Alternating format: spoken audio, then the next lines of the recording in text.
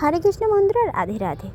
আজকে একটা নতুন ছোট্ট একটা ব্লগ নিয়ে তোমাদের সামনে চলে এলাম। আশা করি ভিডিওটা শেষ পর্যন্ত দেখবেন আর খুবই ভালো লাগবে। আর আজকের এই ভিডিওটি বেশ কিছুদিন আগেরই ভিডিও।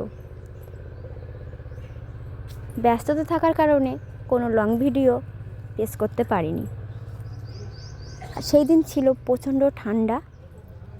সকাল সকাল আমার গোপুর জন্য প্রথম নিজের হাতে একটা আলাদা ধরনের রেসিপি উপস্থাপন করছি তোমাদের সামনে।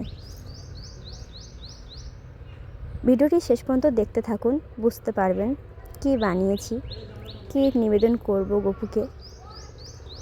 প্রথমে চাল নিয়ে নিয়েছিলাম এবং কয়েকটি কাঁচা বাদাম, কাজু বাদাম, তাছাড়া এলাচও নিয়েছি কিছুটা। আশা করছি কিছুটা আঁচ করতেই পাচ্ছেন সবাই। প্রথমে চালটা একটু গরম জলে ভালো করে নেড়ে চেড়ে ধুয়ে নিয়ে একটু জলে ভিজিয়ে রেখে দেব এবং কিছুটা গাজর সেই চালের পরিমাণ মতো বানিয়ে নেব। পিসটি করব খুব ছোট ছোট সাইজের, দেখতেই পাচ্ছ তোমরা। আর নেব কয়েকটা বিন কড়াই, তার সাথে নেব মটরশুঁটি। পুরোপুরি এবার আশা করছি গেস করতে পারছেন কি বানাতে চলেছি। কিছুটা পরিমাণের একটু ক্যাপসিকাম নিয়ে নেব। দেখে নিন কি কি নিয়েছি এবং খানিকটা এলাচ, কাঠ মশলা, লবঙ্গ নিয়ে নেব। পাশাপাশি গরম জল এখানে দিয়ে দিয়েছি এবং তাতে দিয়েছি হালকা পরিমাণে লবণ এবং লেবুর রস, যাতে চালটা ঝরঝরে টাইপের হয়। কড়াটা নিয়েছি বেশ পরিষ্কার, যেহেতু পাখায় রন্ধন করব।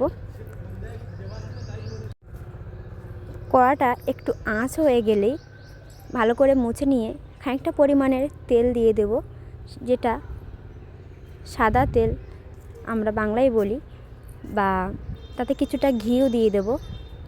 ঘিটা নেড়েচেড়ে নিয়ে সেখানে দেখতেই পাচ্ছি কিছুটা গোলমরিচ, লবঙ্গ এবং 2-1টা কাঁচা লঙ্কা এবং যে সবজিগুলো বানিয়েছিলাম সেইগুলো ভালো করে নেড়েচেড়ে নিয়ে তাতে কিছুটা পরিমাণে চিনি দিয়ে দেব, লবণ দিয়ে দেব এবং পাশাপাশি চালটা হয়ে গেছে কিনা দেখে নেব।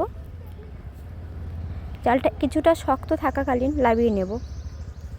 দেখতেই পাচ্ছ এখানে চালটা লাবিয়ে নিয়েছি এবং নেওয়ার যেটা ভাত হয়ে গেছে, ভাতের ফ্যানটা ঝেড়ে নিয়ে ঝরঝর করে যাতে ঠান্ডা জল দিয়ে দেবো, যাতে কোনো টাইট না থাকে। এবং যে মশলাগুলো বা যে সবজিগুলো বানিয়েছিলাম তাতে অন্নগুলো দিয়ে ভালো করে ফ্রাই করে নেব সবজির সাথে। আর তার সাথে কিছু ছিল সবজি, কের রসা। আশা করছি সকলে বুঝতে পেরেছেন। আজকে বানিয়েছিলাম ফ্রাইড রাইস। রাধে রাধে।